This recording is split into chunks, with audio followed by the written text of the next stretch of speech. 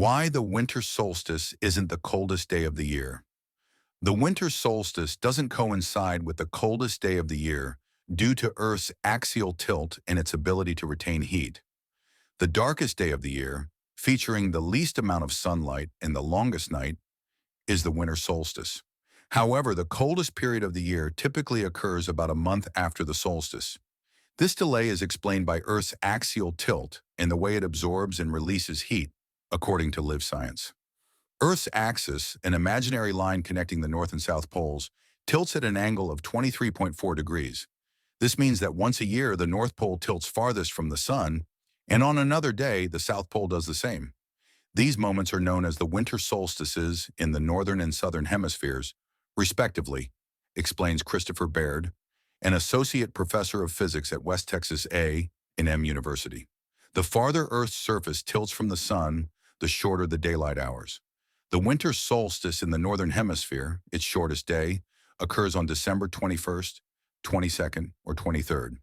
In the Southern Hemisphere, it falls around June 20th, 21st, or 22.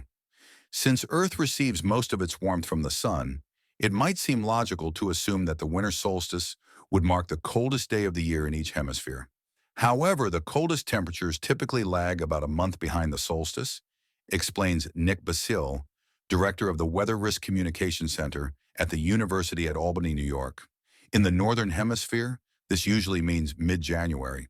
Similarly, the summer solstice, the longest day of the year, doesn't align with the hottest day of the year, says Jason Steffen, assistant professor of physics and astronomy at the University of Nevada, Las Vegas. For instance, temperatures in California's Mojave Desert peak in late July, well after the summer solstice, and Florida's Gulf Coast sees its hottest weather in August. This delay, known as seasonal lag, occurs because surfaces like lakes, oceans, soil, and concrete don't immediately respond to changes in temperature. During winter, these surfaces retain heat from the preceding autumn and summer, keeping the air relatively warmer, Basile explains. The closer a region is to an ocean, the more muted its seasonal temperature swings tend to be. This is because water requires about 4 times more energy than rock to increase its temperature by 1 degree Celsius. Additionally, oceans circulate heat through currents, which can moderate temperatures even during long winter nights.